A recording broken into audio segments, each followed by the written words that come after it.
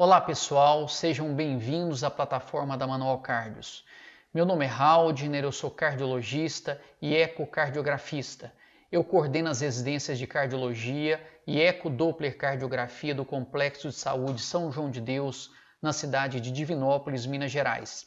Nós iremos falar com vocês sobre as novas drogas no tratamento da insuficiência cardíaca com fração de ejeção menor do que 40%.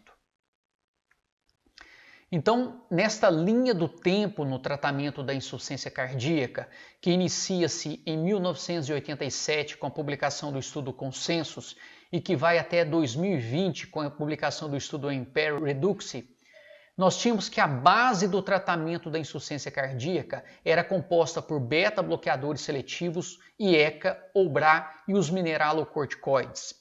Os guidelines sugeriam ainda que havia necessidade da otimização do tratamento da insuficiência cardíaca com fração de ejeção reduzida, com 3 terapias, como eu apresentei para os senhores, que reduziam a mortalidade e hospitalização o quanto antes. O tempo proposto era entre 3 e 6 meses.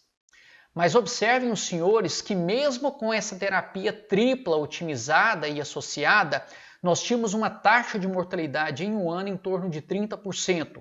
50% desses pacientes morreriam em 5 anos, portanto, em 10 anos, uma taxa de mortalidade de 100%.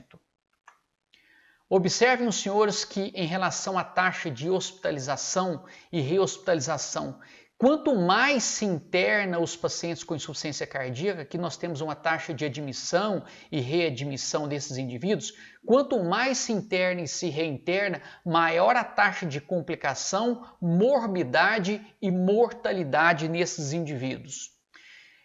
Mais de 25% desses indivíduos, de acordo com o registro Britain, que talvez tenha sido o maior registro de insuficiência cardíaca das Américas, são rehospitalizados em 3 meses. Mais de 23% desses pacientes após a alta hospitalar morrem em 3 meses, com uma taxa de mortalidade em um ano em torno de 39,5%. Observem ainda que naquela fase aguda da insuficiência cardíaca, naquela fase de vulnerabilidade, onde nós temos os neurohormônios em franca atividade e onde há um benefício dos diuréticos de alça, nós observamos que quando nós saímos dessa fase e caímos numa fase crônica, o medicamento que ainda segue sendo o mais prescrito não são aqueles medicamentos que modificam o legado negativo na insuficiência cardíaca. Observem que 89,9% do medicamento prescrito nessa fase crônica, ou chamada fase estável da insuficiência cardíaca, é o diurético de alça, que não tem impacto na redução de mortalidade. Nós sabemos que os medicamentos que modificam o legado negativo são o IECA, BRA, beta-bloqueador seletivo ou os mineralocorticoides. Em 2014, foi publicado em uma plataforma robusta o estudo Paradigm Heart Failure, que permitiu a comparação prospectiva do inibidor da neprilisina com o IECA, para determinar o impacto sobre a morbidade e mortalidade nos pacientes com insuficiência cardíaca e fração de ejeção menor do que 40%. É um estudo multicêntrico, randomizado, duplo cego de grupos paralelos, controlado com ativo para avaliar a eficácia e segurança da molécula LCZ696 em comparação ao enalapril sobre a morbidade e mortalidade em pacientes com insuficiência cardíaca crônica e fração de ejeção reduzida. Os critérios de inclusão, randomizados 8.442 pacientes, eram pacientes da classe funcional 2, 3 e 4, 1% dos indivíduos eram classe funcional 4, com fração de ejeção menor do que 40%, com citocinas inflamatórias alteradas, com pelo menos 4 semanas da otimização do tratamento da insuficiência cardíaca, com pressão média acima de 95, taxa de filtrada acima de 30 e um potássio controlado. Foram randomizados cabeça a cabeça molécula LCZ 696 na dose de 49/51, comparado com enalapril 10 mg 2 vezes ao dia, até chegarmos a uma dose total da molécula LCZ 696 200 mg 2 vezes ao dia. E por que não foi utilizada a dose de 24/26 mg? Porque essa dose de 24/26 miligramas, ela é apenas utilizada para aqueles pacientes que são hipotensos, ou seja, que têm insuficiência cardíaca com fração de ejeção reduzida, mas que são hipotensos, ou seja, que não toleram a dose de 49/51 ou uma dose de 97/103. Ou seja, quando você prescreve 24/26 miligramas, você permite uma melhor adaptabilidade até você progredir para a dose de 49/51, que foi a dose de início do estudo Paradigm Heart Failure.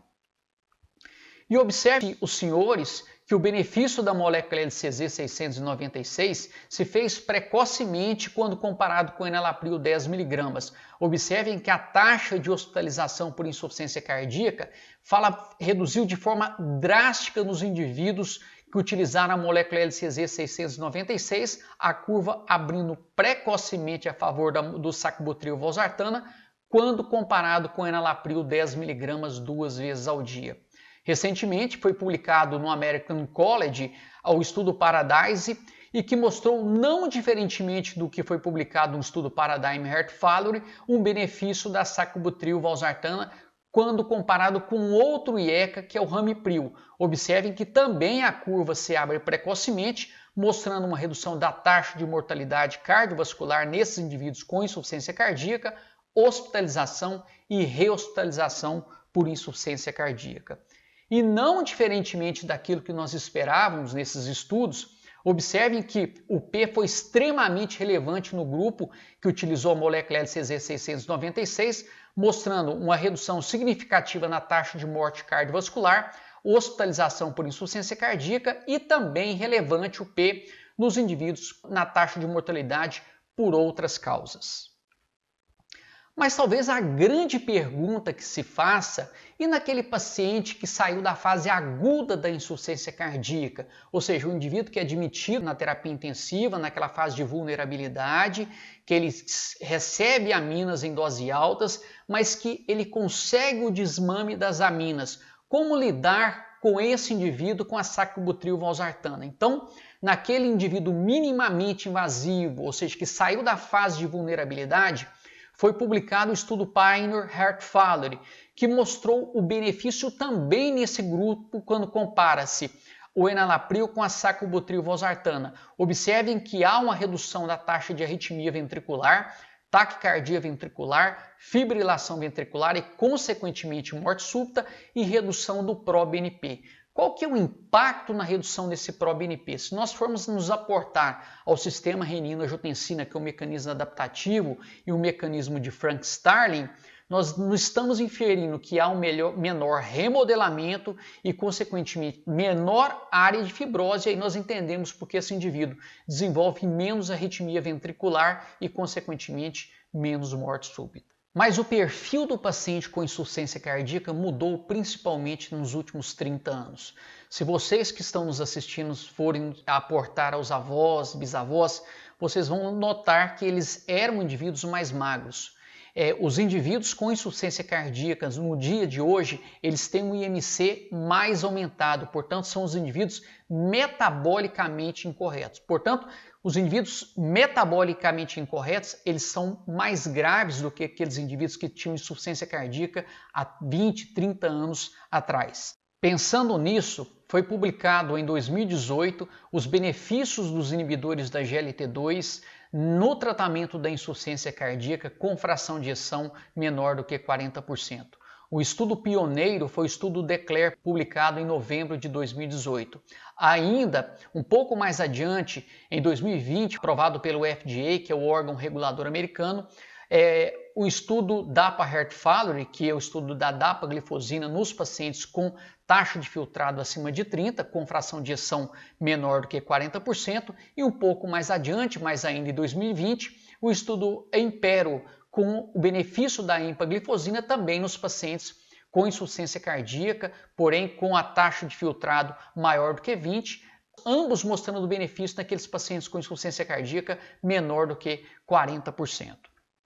E como atuam os inibidores da GLT2? Eles atuam reduzindo a hiperfiltração glomerular, portanto impede, além do remodelamento cardíaco, ou seja, o envelhecimento da célula miocárdica, o envelhecimento também da célula renal, atuando como cotransportador de sódio e glicose. Portanto, elimina sódio e glicose através da urina. Essa eliminação de sódio reduz a pressão arterial sistólica predominantemente em torno de 5 milímetros de mercúrio. Isso tem um impacto relevante na taxa de redução de insuficiência cardíaca e acidente vascular encefálico. Ele modula a frequência cardíaca. Nós sabemos que os estudos mostram que frequência cardíaca entre 50 e 70 batimentos, esses indivíduos morrem menos, através de uma redução da atividade do sistema nervoso simpático e redução da rigidez arterial. Isso permite uma melhor modulação da frequência cardíaca. Como eu disse, ele atua como cotransportador de sódio e glicose, reduzindo peso e gordura visceral e diminuindo, consequentemente, a liberação de insulina através das células beta das ilhotas de Langer. Portanto, atua direta e indiretamente no octeto de de Fronzo. Outros benefícios: diminui o ácido úrico. Nós temos que entender que a hiperuricemia é um marcador de desfecho negativo nas doenças crônicas, não somente na insuficiência cardíaca, como na hipertensão, no diabetes, no lúpus e outras doenças crônicas. Como eu disse previamente, diminui a albuminúria por diminuir a hiperfiltração glomerular, diminui a inflamação, portanto, diminui a atividade dos receptores ROS e, consequentemente, receptores AGEs também, não permitindo a modificação da cadeia de DNA e levando, consequentemente, a lesões crônicas, como nefropatia, cardiopatia, retinopatia e vasculopatia, principalmente vasculopatia periférica. Diminui o estresse oxidativo e retardando a apoptose celular.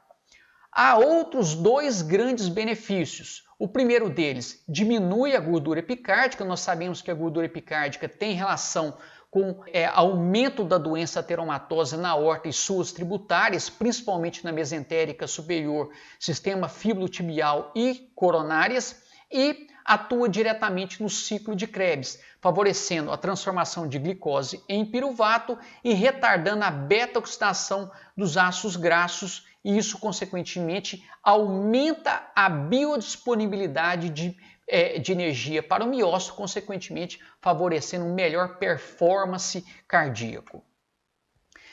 Portanto, o benefício da DAPA, aqui falando DAPA Heart Failure, na redução da morte cardiovascular ou agravamento da insuficiência cardíaca, é significativo a partir do 28º dia de prescrição, ou seja, é muito precoce. Você prescreve o inibidor da GLT2 e a partir do 28º dia de prescrição, ele já traz benefício para o seu paciente, com fração de ejeção menor do que 40%.